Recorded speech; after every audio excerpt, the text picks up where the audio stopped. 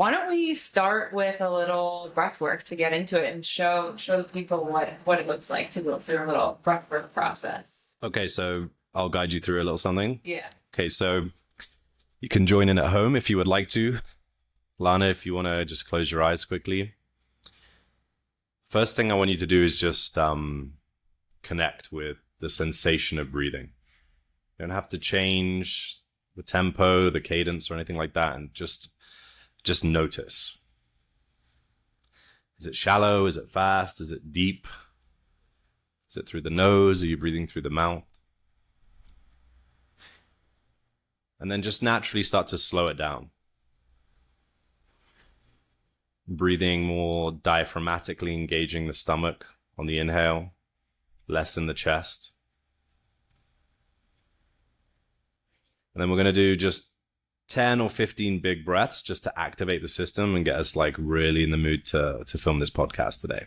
So I'm going to count down from 3, and then we're going to start breathing. You're going to do a nice forcible inhale through the nose, a nice relaxed exhale, making a sigh. So that's sympathetic, parasympathetic. That's activation and then calm. Okay. So in 3, in 2, in 1, inhale and sigh, and inhale again, and sigh, and inhale, and sigh, and inhale, and keep going as I'm talking.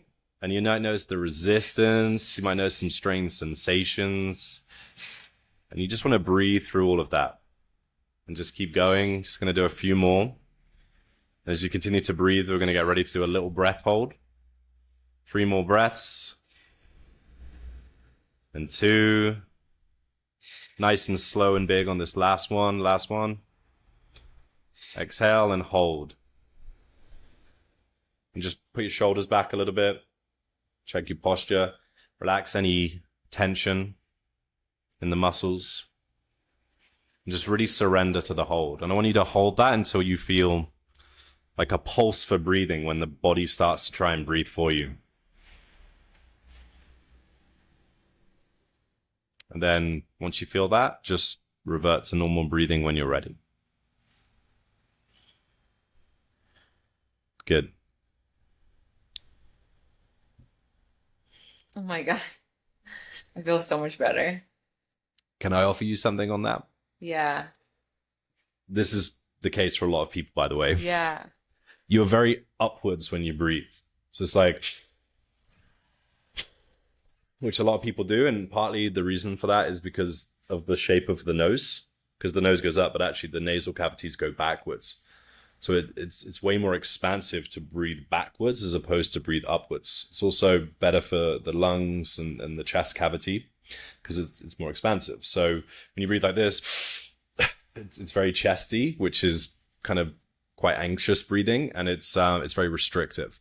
So if you kind of focus it a little bit more down here and you breathe kind of horizontally as opposed to vertically, it's much more calming, it's much more expansive, like I said.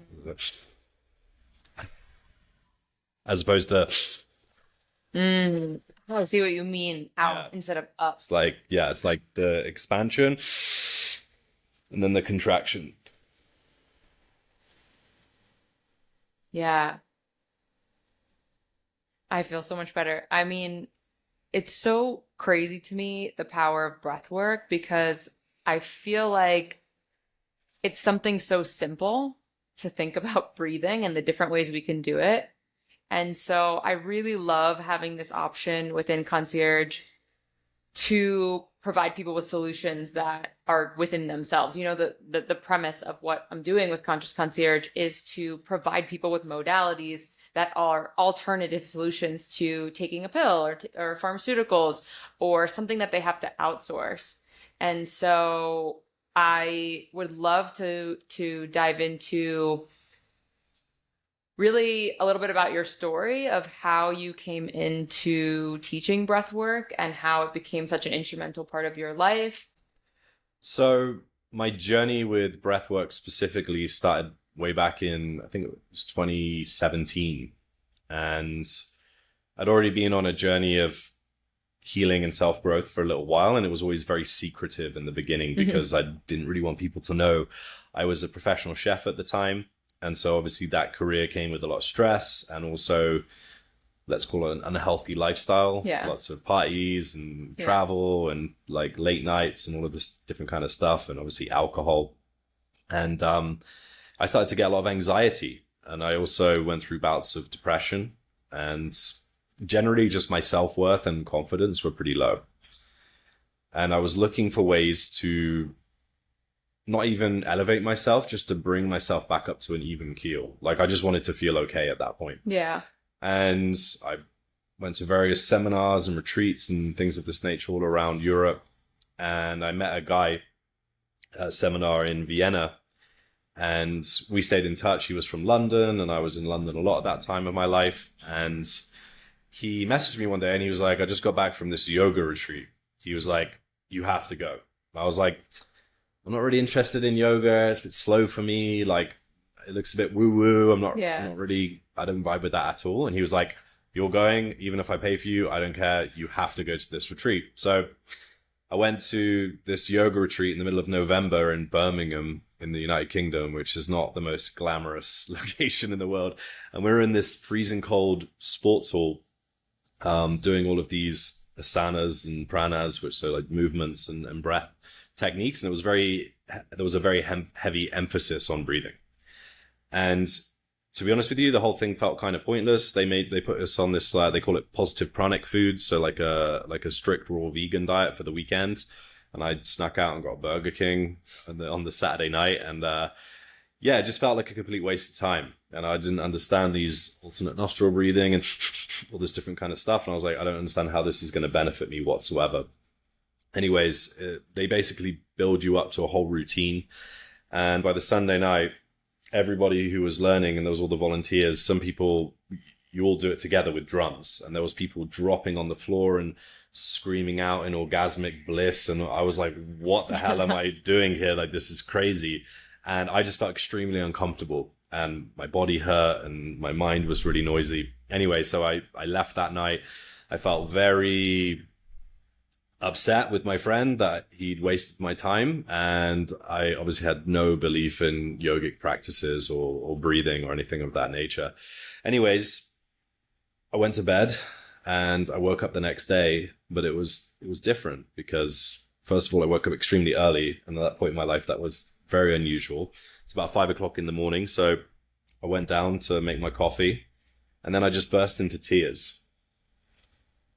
And it quickly became obvious to me that I just never felt that good in my whole life. And it completely shattered my paradigm of what I thought was possible for myself in regards to my emotional state. And that was like the first thing that got me really interested in learning how to navigate, regulate, and even upregulate and change your habitual emotional states, because I realized that's the filter that everything crosses in our life. So it's all about how you feel, that really dictates the quality of your experience. So that's when I really got interested in breath. And I spent half of the day just blissed out walking around the local town that I was in, just looking at flowers and like crying and stuff. And it was incredible. And then I kind of went back down to a normal state, and I went through a lot of ups and downs since then. Yeah. And it slowly but surely became an obsession. And then I think it was in 2019 was when I started my business. And that kind of just snowballed the whole thing, because, one thing they say is the best way to learn is to teach. So when you start teaching this stuff, you start focusing on it more, and you bring more attention to it, and you talk about it all the time, and you just learn things. And there's nuances and subtleties and little aspects to breathing that are very difficult to pick up on in the beginning. But as you practice and become more advanced, you start to realize these things. Yeah. So in terms of mental health, let's start there, right? Anxiety and depression. How does breath work help alleviate suffering when it comes to anxiety and depression? Like, what physically happens in the body? And how does breath work alleviate that suffering? I'm going to try and explain it in the most simple way I can, because it's very easy to get too complicated with this stuff. So the way you've got to think about it is depression and anxiety are emotional states. Let's just call them that for the sake of argument. One of the easiest ways to change how you feel or to change your state is by changing how you breathe. Because basically what you're doing is you're sending different signals from the body to the brain, telling your brain that you feel differently. It's the same as moving differently. Motion creates emotion. Well, breath is emotion in the body. So it's like you have this ability, and people don't realize that you can pretty much create any alchemy in your brain that you want. So if you're anxious and you want to feel calm, well, there's ways that you can breathe to do that. If you're depressed and you want to feel happier, well, there are ways to breathe to do that, and the science backs that up. If you're, unable to concentrate, there are ways to breathe to focus, and so on and so forth. So it's really your best friend, and it's always there, and it's an unconscious bodily function that you can take conscious control of at any moment throughout the day. And like you said at the beginning, it's the first thing you do when you come into this world, and it's literally the last thing you will ever do. Everyone's going to take a last breath, but it's something that almost no people, especially in our culture, bring conscious awareness to. And it can be very, very simple. You don't need to have any crazy techniques in order to alleviate anxiety. You don't have to have years of experience to overcome depression and use breathwork as a tool for that. Really, all you need to do is bring awareness to your breath more and more consistently, because if you're feeling anxious, you're probably breathing in a way that's going to feed into the anxiety. So it creates this negative feedback loop. So all you got to do is create a pattern interrupt by changing the cadence, the rhythm, the velocity, or whatever of the breathing, so that, like I said, you send those different signals and you start to feel differently. You can do that very, very quickly. You can do that in a matter of seconds, oftentimes. So there's really two ways that you can go about it. I'll tackle anxiety first. Normally, if you're anxious, you're going to be breathing in the chest. Your panic receptors here, which kind of, again, makes you feel more and more anxious. You'll be breathing through the mouth. You're getting less oxygenation to the brain, so your cognition's worse.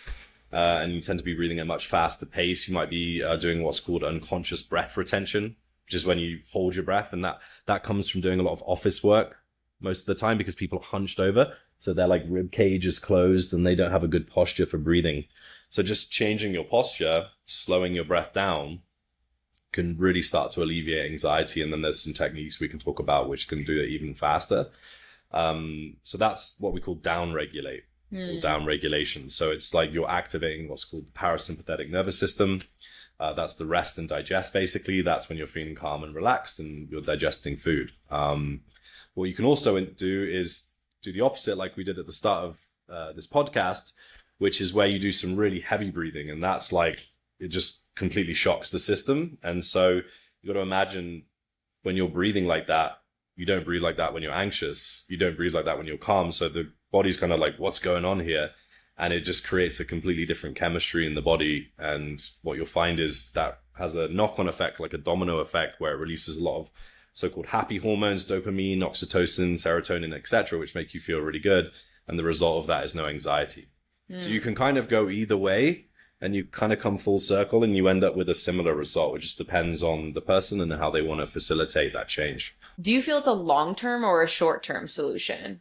Because obviously with anxiety and depression, there's symptoms to a much larger issue, right? It's a symptom the body's trying to signal, hey, pay attention to this anxiety or depression. So would you say breath work is the long-term treatment where it's bringing up what there is to really look at? Or is it a short-term solution where you are really getting immediate relief? I'd say it's both. So breathwork is both a preemptive measure and a combative measure. So the way I was talking about it then, it was more as if you're feeling anxiety in the moment, you can use breathwork to downregulate your nervous system and bring yourself into a state of calm. But also you can do breathwork every single day, and that's in a sense going to tilt the scales in your favor, because you're training yourself to feel differently on a consistent daily basis. And like going to the gym, after a while, you're going to start to see results. You're going to start to change. And so there's this compounding effect that happens with breathwork, same as meditation, which people don't really talk about a lot. And I think that's one of the biggest benefits of breathing, is when you have a consistent practice done for a long time. And the trick is recognizing that it's what you might call an invisible ROI, because you can't see, it's not like going to the gym and you see your muscles get bigger or something like that. It's like you have to kind of trust the process. So journaling, for example, as you're going on that journey and like about your emotional state, asking yourself the right questions, and then looking back over a few months, giving yourself that time for that compound effect to kick in is a really, really powerful. Yeah. And then one final point on that is breathwork is also like a spectrum. So there's these like little techniques like we did that you can do as and when you feel like. And then there's these more deeper experiences, which you've like the ones you, like, I love your breathwork experiences. Where you can actually go in and get deeper into the root cause. So you're not just changing your state in the immediate moment. You're actually kind of unhinging things and rewiring your brain. Yeah, I feel like this is such an important point, is that there are different types of breathwork for different situations, and there is a short-term and a long-term use for it. And in the experiences I've been in, yours and many other breathwork sessions, I find that it's just as powerful for me as a psychedelic or a plant medicine experience. And so I think breathwork is a really great option for somebody who maybe doesn't want to embark on plant medicine or psychedelics.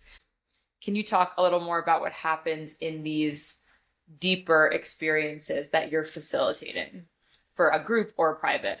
Absolutely. So it's funny when you talk about it, because I remember before I ever had an experience like that, and it's very difficult to comprehend how deep these experiences can be until you've actually experienced it yourself, right? Yeah. And I often get comments that it's comparable to plant medicine, whether that's ayahuasca or bufo or mushrooms or whatever it might be. The biggest difference, I think, is, first of all, it's extremely empowering for people, because the transformation that happens is triggered by your breathing. So there's nothing external that creates transformation. Yes, there's a facilitator in the room, but all they're really doing is holding space and managing the energy. It's really a transformation that comes from within. So we will play music, or I'll use a ceremonial drum, and we might be breathing anywhere from 20 minutes to 2 hours sometimes. And we tend to combine an accelerated pace of breathing with invocative music that triggers an emotional response, normally in a group environment, to trigger what you might call an altered state experience, or create a different state of consciousness in somebody's mind. And the reason we want to do that, why would you want to do that, is because when you're in a normal conscious waking state, you're in beta brainwaves. So that's kind of probably what we're roughly in now. And that's important for navigating three-dimensional space. You need to have your focus on the outside world. And because of that, we have what's called the analytical mind.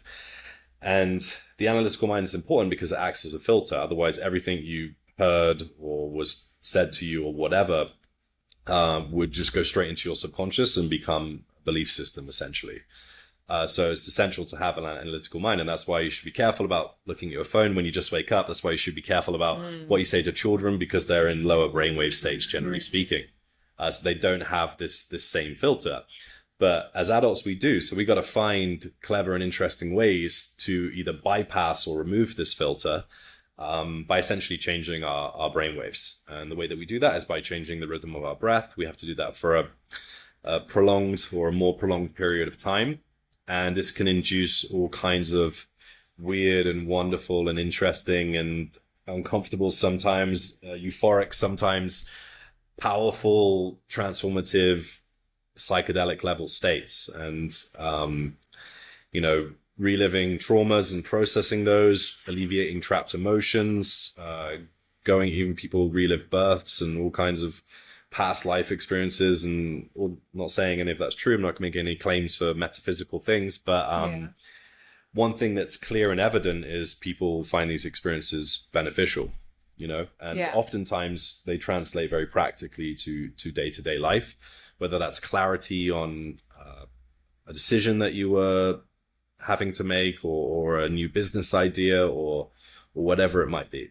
And it's always going to be part of my life. And I think the more people that do this and find this stuff, like, the more healing that's going to happen. And so it's a nice midway point, because with psychedelics, you normally have to travel. You normally have to find a place that's recommended and safe and has good facilitators, which is not always the case. Which you can find through Conscious Concierge. Which is why Lana exists, because... So just give me a call. Little plug there. But yeah, anyway. So with breathwork, there's a degree of that. You know, if you're looking for an event, but oftentimes in big cities, there's events near you. You can also do breathwork from the comfort of your own home, depending on what you're doing. On that subject of safe facilitators, is there any risk associated with breath work? Like, is there any, if somebody is working with somebody who's not that experienced or maybe is new, is there a concern, or it's pretty generally safe? I'd say it's generally safe. Obviously, with anything, you want to be mindful about what you're doing, do it safely, especially if you're trying to do something at home. The advantage of having a facilitator is it allows you to kind of surrender and go deeper into the process, which you might be hesitant to do if you're not with one. So yeah, I'd say generally on the whole, it's pretty safe. If you're pregnant, don't do crazy breathing ceremonies. If you have respiratory issues, heart problems, but if you're a healthy person, like, you're pretty much good to go.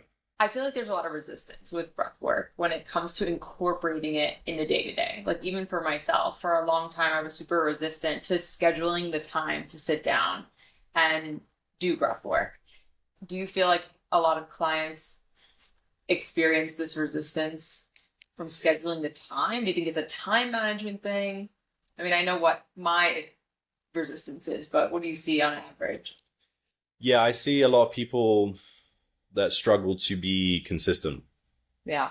Like, that's one of the biggest things. And ironically, that's the thing that's probably going to give you the most in regards to a return on investment for all the time spent doing the practice. So yeah, the way that I recommend to people to overcome that is, first of all, make it one of the first things that you do in the day, and set the wheels in motion from the moment that you wake up. So you don't have to go into a breath work session experience or whatever, but just sit up on your bed and just do a few conscious breaths.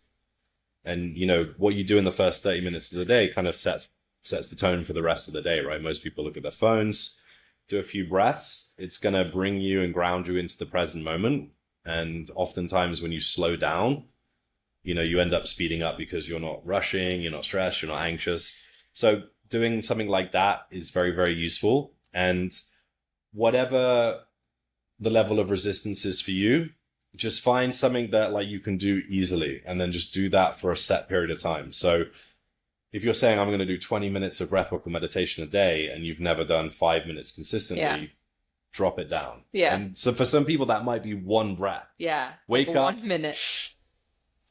And then maybe even I forgot to do my one breath today. Okay, start again tomorrow. Do that for 30 days. Up it to 2. Do that for 2 weeks until you've got and the cool thing about breathwork as opposed to meditation, I do feel like people kind of lump those into the same category. So the cool thing about breathwork is, and there are studies that show this, you can get a lot of the same benefits from 5 minutes of breathwork as opposed to 30 minutes of meditation. So if you are somebody that has a really busy schedule, or procrastinates, or has resistance to doing these things, or is still kind of skeptical of the benefits that it might bring them, or a lot of people have hang-ups, it won't work for me. Yeah. It worked for other people, but it won't be me. It's all mind noise. Yeah. So that can be useful. One of the main differentiators when I'm having a consultation and we're I'm sending them to different modalities and they're like, should I do breathwork or meditation as the daily task?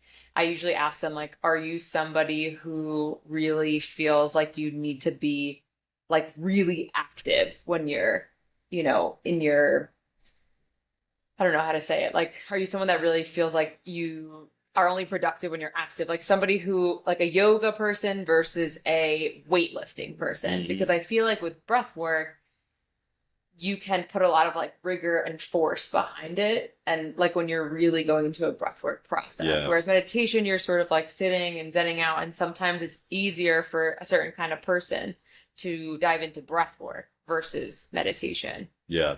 One of the things also I wanted to say is, you know, with any of these modalities that we offer, right? It's like people ask how they can come off pharmaceuticals. Like, what is the process? And when I explain to them, like, there are these options, such as daily breath work or meditation. But the reason pharmaceuticals is so easy because you just take a pill every day. And I feel like that with this, the real, like you're saying, the real transformation comes with the diligence, the dedication every single day. So it's like, take your pick, taking pharmaceutical and not thinking about it, not worrying about it, and deal with whatever comes with that, or dedicating time and committing to this lifestyle. I think it comes down to short and long-term thinking. Yeah. It's like, what's the easiest thing to do in the moment? Take a pill. Yeah. Or like, what sacrifice, if you even want to call it that, can I make right now to create a better future for myself? Yeah. And so that's kind of how you got to look at things, in my opinion. Yeah. And it's not people's fault. We just get thrown these, like, hey, just take this. Yeah. There you go. You'll be fine. And it's like people aren't thinking about the long-term repercussions of this stuff. Yeah. And it's the fault of society. It's the fault of the government. It's the fault of Big Pharma. It's the fault of all these corporations. Yeah. And basically what it's doing is it's taking away people's power, because they're not saying, hey, do 5 minutes of breathwork every day, get to bed at the same time, like stop watching porn and jerking off, like don't drink so much alcohol, like maybe at least 80% whole foods and not processed foods, and just see how you feel in a few weeks. Do that for 3 weeks and just see how you feel. It's like, no, just take a pill and carry on with all the other stuff. I know. So it's always giving people like the easiest way out, and human beings will always follow the path of least resistance. And that's why it's not our fault. It's to a degree built into our biology. Absolutely. But the beautiful thing about being a human being is we have an ability to override our biology. And we have an ability to make choices and to want something better for ourselves, to make better choices, to make better decisions. But if you're in that position where you haven't started anything yet, and you just feel like you've got this huge mountain to climb, like, that's tough. When we've all been there. But it's about taking those little steps, those little micro habits, and slowly but surely get that little win. Celebrate all those little wins. If you're that person watching this right now, you wake up and you do a breath, like we said, like, and you just spend 1 millisecond or whatever it is, like doing something for yourself, being conscious, being aware, like celebrate that. And like reward yourself for that. And then it's going to tell your brain, like, okay, I can do this again. And then you just got to build from that foundation. It's such an important point about how, like, it's not people's fault. I think that's one of the main things I always try to bring awareness to, is not like scolding people who decide that they want to take pharmaceuticals or that they would rather have a drink at night to calm down. It's not to scold. It's really to bring awareness to, you know, because I at one point lived a lifestyle like that as well. Adderall, Xanax, you know, birth control, all of the different things to make my life easier without knowing the long term. But it's just to bring awareness to, like, hey, there are these options, and to empower people to take back their power. That was one of the first things I learned when I came out here to Colombia and met you and Alan and Juan Pablo, like all of these experts in these alternative modalities, in these holistic modalities, was it's all about taking back the power. And this is how we do it. Mm-hmm. And that means getting comfortable being uncomfortable. Yeah. With, like, if you could do one thing, I'd say that's probably it. That manifests itself in a lot of different ways for different people. But if you can step outside that zone of comfort, as it's known, every single day, that could be going and exercising. That could be like saying no to the donut or whatever it might be. That could be taking just one day off your pharmaceuticals and then giving yourself a reference experience that actually nothing bad happened. I'm okay. I'm still here. I'm not reliant on these things. What they told me isn't true. Recognizing that programming. And like, just that can be enough to like put this wheel in motion. And then once you get a little bit consistent, you start to build that level of momentum. And then that's when you start getting pulled towards these things as opposed to like feel like you're pushing the whole time. And that is a very, very different energy. That's a lot easier. That's why, as you know, like it's so much easier to go to the gym if you've been going to the gym consistently for 3 months, as opposed to starting the gym for the first time in weeks and weeks. Yeah. Yeah. I think that, let's say, I think that there's a misconception with meditation and breath work that it needs to be, this like professional experience, or it needs to be like this amount of minutes. When I first started meditation, I started with 1 minute a day because I was in such excruciating pain that I could not focus on anything but the pain. So I did an app, Headspace. I did 1 minute a day just to, because it was that recommendation of just try to sit in the pain without like thrashing around for 1 minute. And I did 1 minute for a really long time. And so, I think it's like the slow build and just changing like super small habits. And then I think the most important thing is understanding that all of this is just programming, like that you need something outside of yourself to deal with the suffering. But I mean, that's probably a whole nother episode. Get into the conspiracies. We could go for a while on that. I know. I lit up when we started talking about that because I'm just like, that's like the whole, I like the crux of it. Yeah.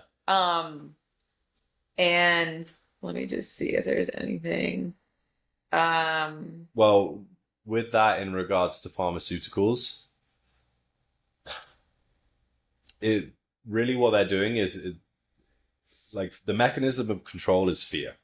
Yeah. And if you become reliant on something external, i.e. like a pill or a drug, suddenly you're reliant on the people that supply that thing. Yeah. And there's always that fear, subconscious fear perhaps, that it could be taken away from you. Yeah. Like when I couldn't fill my Adderall prescription back in the day, I'd be like, oh my God, I have to go get it. I'm going to have to buy it from a friend. Where am I going to get it? I'm not going to be able to do my work. It's like you're on the hook. Yeah. And then it's like, okay, they got you. You're being controlled. Yeah. So that's why these practices, although it's hilarious when you think about it. Like, it's even funny to me these days that like, it's not so much anymore because it's trending, it's catching a little bit of momentum, but things like breath work, not breakfast, breath work and meditation are like woo-woo things. And it's like, it's kind of like saying gravity doesn't exist because like, it's real. It's been around for thousands of years. It's obviously beneficial. So why is it not being pushed by the mainstream? Yeah. Because you can't make money out of breathing. It's free. The air is right there. So true. That's the crux of all the things why I'm doing in this, right? Is just to show people that there are so many ways outside of, being reliant on something. And that's why breathwork and meditation are probably one of my first recommendations for people, whether they work with a coach and they learn, like yourself, or they attend a group experience or a private experience, or they incorporate it in their daily life. But meditation and breathwork, I get this a lot in sessions. Clients will ask, like I was saying before, should I start with breathwork? Should I start with meditation? I know you teach both. Mm-hmm. What is your process with that? I would say if you're an absolute beginner, start with breathwork. Because the cool thing about breathwork as opposed to meditation is like you said, you would sit there and basically just suffer for a minute whilst you were starting your meditation process. Yeah. Before you really start to notice the difference, there's a delayed onset with meditation. It can take quite a while before you have a breakthrough, let's say. And sometimes that can be years, literally. I was going to say, it took me years. And the compounding effect is very slow. Yeah. So before you have like a wow moment in your meditation, it could be even longer than that. Yeah. With breathwork, you can do those breaths and immediately start feeling a change in your state. So that's why I would recommend breathwork first. Yeah. Because it's like an easier barrier to entry. And why, with all this kind of stuff that, you know, you get told to do, oh, go take an ice bath, do breathwork, do a social media fast, eat this diet, eat that diet. Like, and so it's overwhelming the amount of health information that's out there right now. So it's like, just keep it super simple. I would say create a little practice for yourself to do every single morning as soon as you wake up. Could be the first thing that you do, whether that's 1 breath or 10 breaths or 30 breaths. And then try and find an experience in your area, whether that's like a Wim Hof and an ice bath or like a holotropic breathwork session or whatever it might be. And just try and make it to one of those, like do one and see how your experience is, but try and go back a few times. And then finally, have some kind of like, try and build a toolkit for yourself.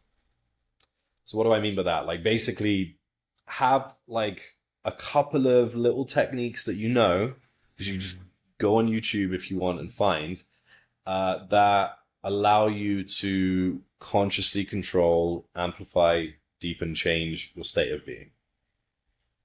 So obviously you do the morning practice and you're feeling all nice and you're like, okay, I'm gonna have a great day. And then you go to work and your boss yells at you, or you have an argument with your spouse, or somebody cuts you up in traffic, or you receive some bad news. That's really when breath work becomes the most useful thing that you could possibly do, as opposed to meditation. You can't use meditation to combat a situation that's happening in real time right now in life, if you will. But you can use breath work like that.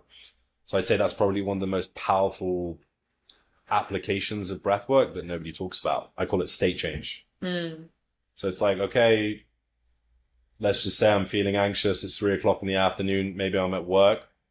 Go into the bathroom or something if you need to. Take yourself out of the environment and just... And you could do 1 breath. You could do 20 breaths. I would just say breathe until you don't feel it anymore. That's a good idea. Let's give an example of what someone can do when they're super anxious, panicked, and an example of what somebody can do when they're suffering from really deep depression. Okay, so you're anxious right now. Okay, Lana. Yeah. Well, one technique which has gained a lot of popularity, it's not one of my own, but I do like it because it's very easy for people to remember. It's a variation of a box breathing technique. If you imagine a box breath is like inhale, hold, exhale, hold. So it creates a shape. This is a variation of that, which is used by the US Navy SEALs, which is called a 4-7-8. So you inhale forcibly through the nose for 4 seconds. So you got to try and make the full breath last the full second. So it's like that. You hold for 7 seconds. So that's allowing the oxygen to kind of do its thing, right? And oxygen has a very calming effect on the mind and body. So when you're holding your breath, you're allowing that to work its magic going through your system. And then we make this audible exhale through the mouth. And you want to make this whoosh sound. The reason we make a whoosh sound is like anything that's audible through the mouth, where it's a whoosh or a sigh. It's a way that human beings actually regulate their nervous system unconsciously. So approximately every 5 minutes or so, people go, and it just brings balance to the autonomic nervous system. Or you might go, like that. And it's what you're doing is you're calming yourself down. So we can take conscious control of this unconscious physiological function, if you will. Okay. So let's just do 3. So close your eyes. Always good. Recap, this is for anxiety. This is for anxiety. So this is the 4-7-8 box breathing technique. So inhale for 4. 1, 2, 3, 4. Hold. 2, 3, 4, 5, 6, 7. Exhale. So with the exhale, like this, look. Because the exhale's got to last the 8 seconds. And as they say, relaxation is in the exhalation. So that's why we're accentuating the exhale. Because every time you inhale, sympathetic response. It's a fight or flight response.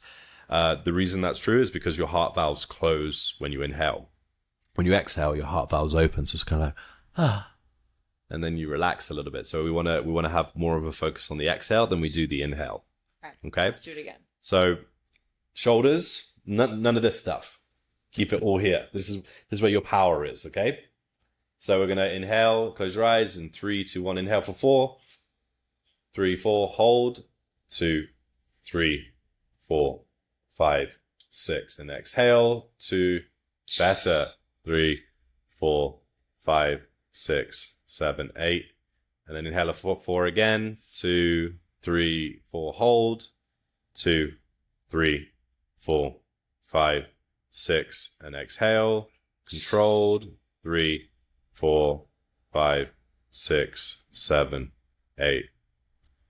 I think you got it. That was way better. Good stuff. Okay, so that is an example of what someone can do when they're having an argument, they're super anxious, they're feeling a panic attack come on, which is a really big reason why people take Xanax and things like that. I would do that, like, don't think about doing it 1, 2, 3, 4, 5 rounds. I would say, if that's your situation, do it until you feel okay. It might be 20 times, it might be 25 times. Most of the time, it's going to happen faster than that. It's only going to take a couple of minutes. Okay. Now, for someone who is dealing with depression, like really struggling with deep sadness, struggling with like energy to get out of bed, like, what do you recommend for somebody? We could probably do a whole podcast on this. So let's do a quick. Okay. So say I'm depressed, low energy, I'm struggling to get out of bed, and So the way that you got to look at it is like, the depression is a very low energetic state where you feel like you can't do anything, you can't move. Everything feels hard. Everything feels hard. Maybe you're in bed. So what you want to do is start like moving up the emotional scale. So a really powerful thing that you can do with breathing is, first of all, set an intention. It's very easy to think, well, I just don't want to feel depressed anymore. Yeah. But a lot of people don't spend any time thinking about, well, what's on the other side of that? How do I want to feel? Yeah. One of the best questions you can ask yourself, okay, whether you're journaling at night or from the moment that you wake up, how do I want to feel? Okay, and then hold that thought in mind, just the word, whatever that emotion is. So maybe that's calm, happiness, peace, powerful, energized, optimistic, could be anything. You just hold that word in mind and find an emotional state that feels like perhaps it's at least somewhat in your grasp. So just, it could be just, I want to get angry. And then what you want to do is you want to hold that, and then you want to put music on. This is what I recommend. Not necessarily meditation music. Any kind of music that's going to help you move towards that state. So music is a dopamine release. It's a healthy source of dopamine. It could be pop, R&B, rock, classical music. It doesn't matter. Whatever you're in the mood to listen to, put that on. Hold that thought of that emotion in mind, and then start breathing what we call intuitively. Breathe in, like, there's no wrong way to breathe, but generally speaking,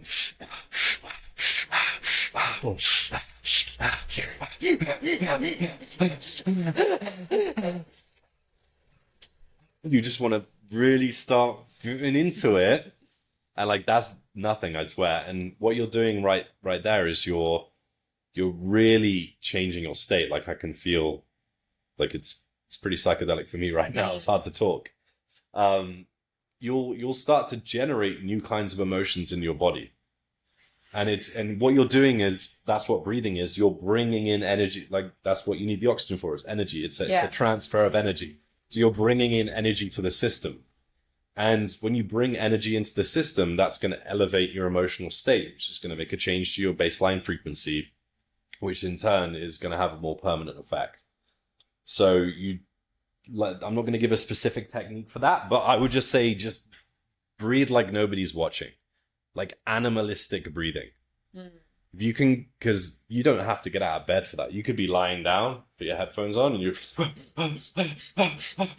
and yell, scream, cry. Like, a lot of the time with depression is because we're holding on to too much in our system, and it just becomes too heavy. It becomes too much to manage. So the breath is almost like a release. Every time you kind of do that exhale and you make it vocal and and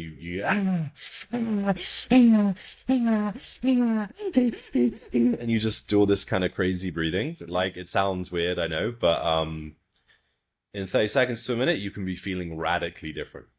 So to summarize, for depression, the ideal breath work for depression would be really forceful, really loud, and try to like break up that energy that's laying so dormant that's causing you to feel. Yeah, and the way that you've got to look at that is it's basically just something to get you going. Yeah. And then what you want to do is you want to use that energy and immediately build momentum and go into do something. And that could be very small. Like, chunk down whatever your tasks are.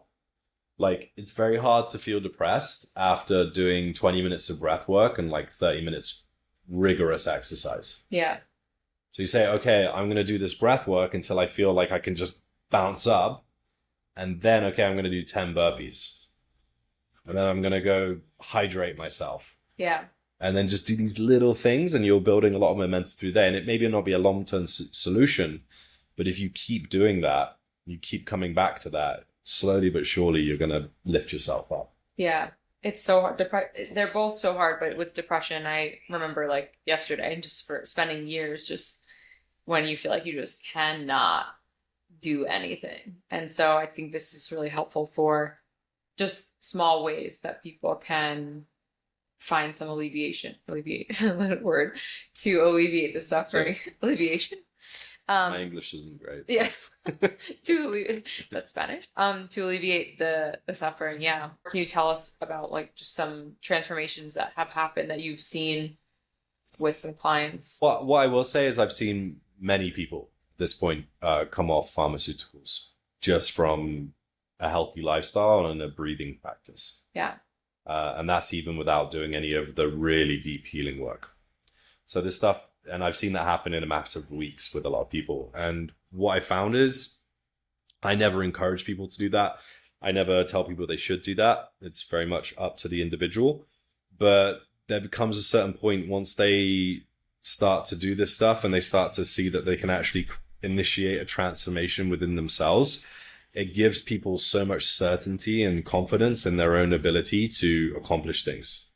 And then that oftentimes naturally leads to weaning themselves off or even going cold turkey and realizing, actually, I never needed this thing in the first place. Yeah.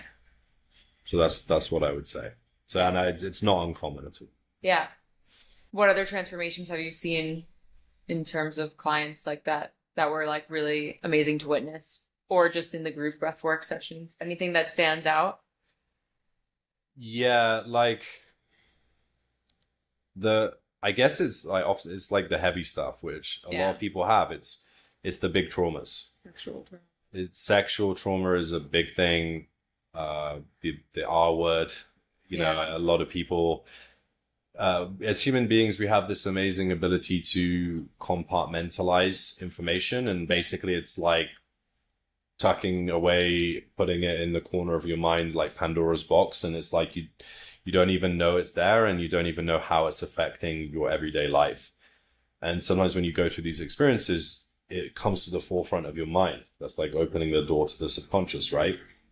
And it's incredible to see how people can be brave enough and courageous enough to relive these traumatic moments, because I guess on some level, if you're coming to one of these ceremonies, events, experiences, you're right, that's a possibility that might come up, right? And so they come knowing that, and that's scary, and then they go through the experience anyway, and then they allow themselves to feel all of that and to process that.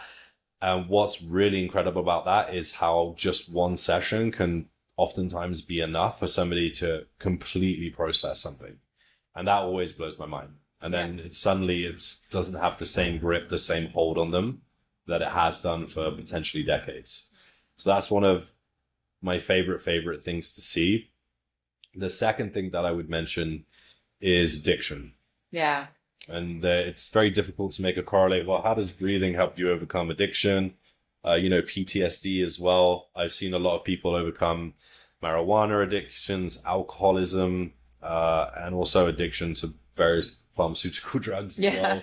well. And that is really, really beautiful. Yeah. And then I'd also say that one thing that happens quite often is the breath work acts as like a gateway to other kinds of experiences, So true. like the plant medicines and Yeah. stuff like that.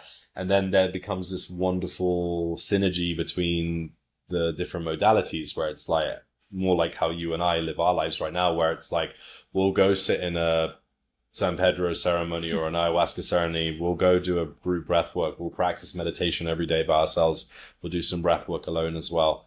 And it's like you get to curate and mix and match. And I think as you grow and evolve, different tools are going to serve you at different times. So there's also usefulness in creating a degree of flexibility and adaptability for yourself. You don't want to be too regimented with any kind of practice. Yeah.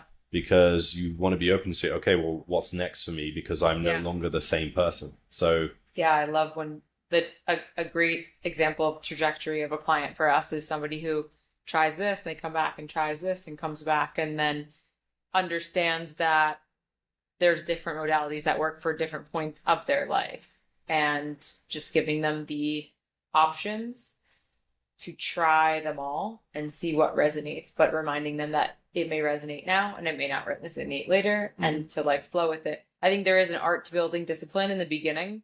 definitely Like, you need the foundation of for the sure. foundation. I think, there's moments where I fall off my practices, but there's such a deep foundation of the lifestyle that is this is a way of living for me that I know how to come back to center. In the beginning with clients, I'm always like, let's build a little discipline, and then stay flexible with it comes back so much easier. Yeah. I think that falling off the horse thing is a really important part of the journey. Yeah. Because sometimes you don't know how much of an improvement you've made until you stop doing said activity. Yeah. You're like, actually, that was working wonders. And it's like, it creeps up on you so slowly sometimes that you don't even realize like how much better you're doing. So true.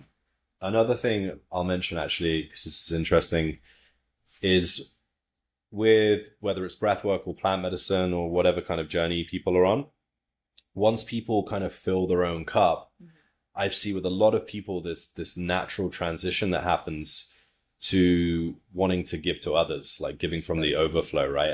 And like a lot of my clients have now started their own coaching businesses, and that's one thing we're focusing on right now. We're actually helping breathwork coaches, facilitators, teachers, practitioners, and whatever actually kind of master their craft, deepen their practice, actually get skilled at facilitation, and even monetize their business as well. So that's like a really fun new thing that's happening right now. Yeah. So it's cool because it's sharing. Yeah, well, it's kind of like it's this positive ripple effect. So once people kind of feel okay within themselves and they've got that new level of confidence, certainty, and they've also been on this journey that's unique to them, they're like, okay, well, how can I help other people? And I think that's the way I see the world going, is like the more people that lift themselves up, the more and better able they're going to be to help other people around them, whether that's just family and friends in the beginning or they want to do it in a more professional light. I think that's really beautiful.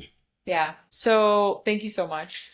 Thank you. Thank you so much. That was amazing. You were one of the first people I met here that really helped me on my path. So I always have so much gratitude, and just love to bring people your way because it's been so instrumental in my own journey. And also with Danny, his wife.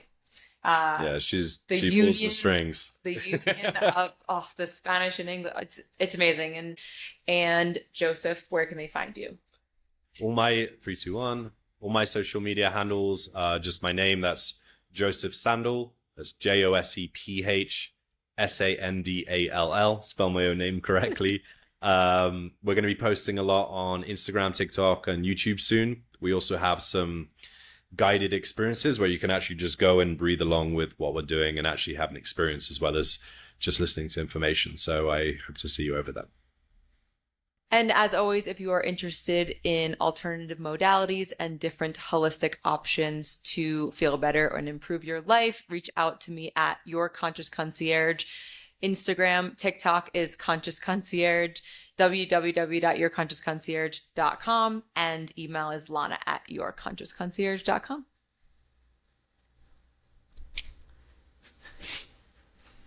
Yeah.